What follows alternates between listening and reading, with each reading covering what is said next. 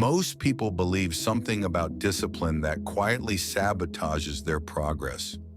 They believe discipline is a personality trait, something you either have or you don't. You hear it everywhere. That person is just naturally disciplined. He's always been like that. I wish I had that kind of willpower. And once people start believing this idea, something dangerous happens. They stop trying. Because if discipline is something you're born with, then failure becomes permanent. If you struggle to stay consistent, if you procrastinate, if you lose motivation, it feels like proof that you simply aren't that type of person. But this belief is completely wrong. Discipline is not a personality trait. It's a skill. And like every skill, it develops through practice, environment, and repetition. No one is born knowing how to play the piano. No one is born knowing how to speak a language. And no one is born with perfect discipline. What you're actually seeing when you look at highly disciplined people is not a different personality. You're seeing a different system. Their environment pushes them toward productive behavior. Their habits reduce the need for constant decisions.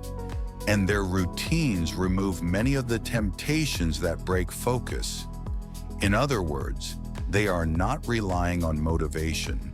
They are relying on structure. This is the part most people never notice. From the outside, discipline looks like constant self-control. But from the inside, it often looks much simpler. Fewer distractions, clear routines, predictable systems. The truth is that willpower is one of the weakest tools for changing behavior. It's inconsistent. It fluctuates depending on sleep, stress, and mood. Some days you feel motivated. Other days you feel exhausted. If discipline depended entirely on motivation, even the most successful people would fail constantly. Instead, disciplined people reduce the number of moments where willpower is required. They remove friction from good behaviors, and they add friction to bad ones. For example, instead of forcing themselves to resist their phone all day, they place the phone in another room. Instead of constantly deciding whether to exercise, they schedule workouts at the same time every day. Instead of hoping they'll start working when they feel inspired, they build routines that make starting automatic. These small adjustments create something powerful: consistency. And consistency is what most people mistake for discipline. But consistency doesn't come from personality. It comes from systems. The reason this matters so much is simple. If discipline is a trait, you're stuck with whatever level you were born with. But if discipline is a skill, it means you can improve it. You can train it. You can design your environment to support it. And over time, something surprising happens. The things that once required enormous effort start feeling normal. What used to feel impossible becomes routine. And what once felt like extreme discipline begins to feel like an ordinary day. If discipline is a skill, then why do some people look naturally disciplined while others constantly struggle? From the outside, the difference can seem enormous. Some people wake up early every day. They exercise consistently. They work on long-term goals without constant procrastination, and it looks effortless. Meanwhile, other people try to do the same things and fail after a few days. They start motivated, but soon they fall back into old habits, scrolling, delaying, telling themselves they'll start tomorrow. So it feels logical to assume that disciplined people must simply be different. Maybe they have stronger willpower. Maybe they are mentally tougher. Maybe they were just born that way.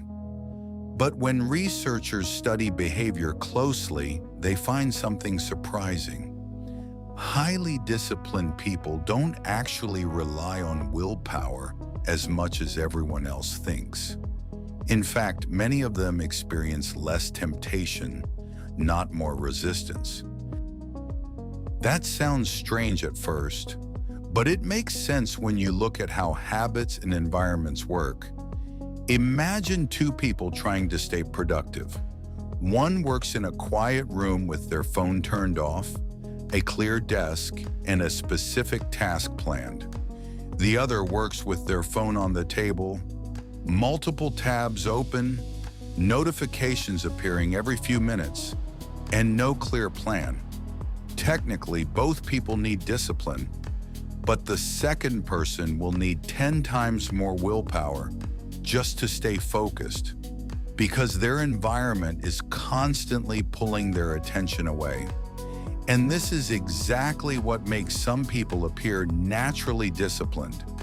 They don't rely on constant self-control. They reduce the number of distractions that require self-control in the first place. Instead of fighting temptation all day, they simply remove it. This might sound like a small difference, but it completely changes how behavior works. When distractions are always nearby, discipline becomes a constant battle. Every few minutes, your brain must decide whether to stay focused or switch to something easier. And each decision drains mental energy. But when distractions are limited, the number of decisions decreases dramatically. Focus becomes easier, work becomes smoother, and progress becomes more consistent. Over time, these small environmental advantages compound. A person who works with fewer interruptions can complete more meaningful work each day. That progress builds confidence.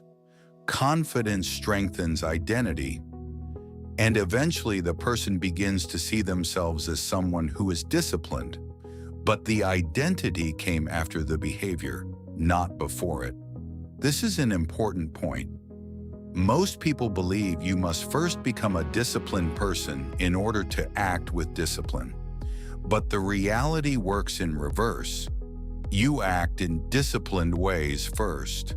Then your brain begins to build the identity around those repeated actions. The problem is that most environments today are designed to destroy focus. Phones, notifications, infinite entertainment, algorithms competing for your attention. All of these things increase the number of temptations your brain must resist every single day. And the more temptation exists, the harder discipline becomes. So when someone appears naturally disciplined, it's rarely because their brain is fundamentally different. More often, they have simply built a life where good behavior is easier and distractions are harder. And once that structure exists, discipline begins to look effortless from the outside. When people think about discipline, they usually imagine a person forcing themselves to do something difficult. Waking up early even when they don't want to. Working long hours despite feeling tired. Ignoring distractions through sheer mental strength. It looks impressive from the outside. But the truth is that relying on constant self-control is one of the least reliable ways to stay consistent. Because willpower is not stable. It changes throughout the day. When you are well-rested, focused, and in a good mood, discipline feels easier. But when you are tired, stressed, or overwhelmed, the same tasks suddenly feel much harder. Your brain simply has less energy available for self-control. This is why people often start the day with good intentions. They plan to work. They plan to exercise. They plan to make progress. But as the day goes on, their discipline slowly fades. Small distractions become harder to resist. The phone becomes more tempting. The easy option becomes more appealing. By evening, the same person who felt motivated in the morning may struggle to do even simple tasks. This is not a failure of character, it's a limitation of the brain. Self-control consumes mental energy, and that energy is limited. That's why the most consistently disciplined people don't rely on willpower alone. Instead, they build systems. A system is a structure that makes the desired behavior easier to perform and the unwanted behavior harder to access. Instead of constantly deciding what to do, the system guides your actions automatically.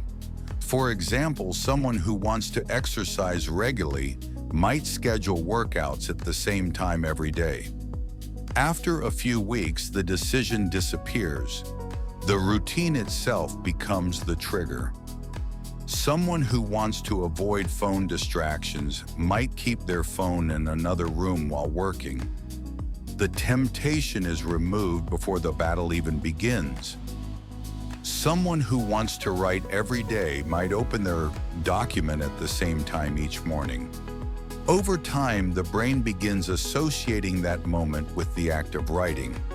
The important part is that systems reduce the number of decisions you need to make, and decisions are where discipline usually breaks. Every time your brain must choose between effort and comfort, there is a chance you will choose comfort. But when the decision has already been made in advance, the moment of hesitation disappears. The system moves you forward. This is why highly productive people often have very structured routines, not because they enjoy rigid schedules, but because structure protects their focus. Without structure, every day becomes a series of negotiations with yourself. Should I start working now? Maybe later. Should I exercise today? Maybe tomorrow. Should I focus on this task? Maybe I'll check something quickly first. Each of those small negotiations drains mental energy, and the more energy you spend deciding, the less energy remains for doing. Systems solve this problem by removing the negotiation. The path becomes clear. You simply follow the structure you already created. Over time, the brain adapts to this consistency. The behavior becomes familiar. Starting requires less effort, and what once required discipline begins to feel automatic. This is the hidden system behind almost every disciplined person. From the outside, it looks like strong willpower, but from the inside, it's usually just a well-designed system guiding their behavior. If discipline is a skill that can be built, then why do so many people fail to develop it? Why do people start new routines with excitement, only to abandon them a few weeks later? The answer usually isn't laziness, and it's rarely a lack of ambition. Most people fail because they try to change too much, too quickly. They begin with a burst of motivation.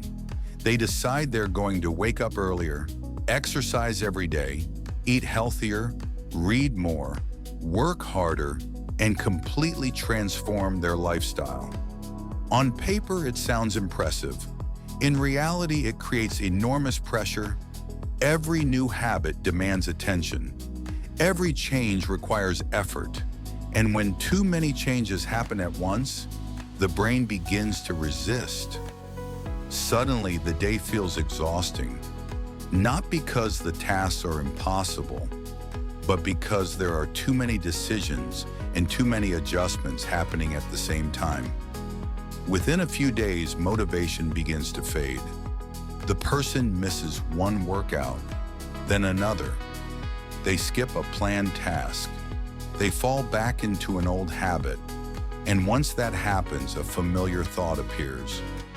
I knew I wouldn't stick to this. This is the moment many people quit.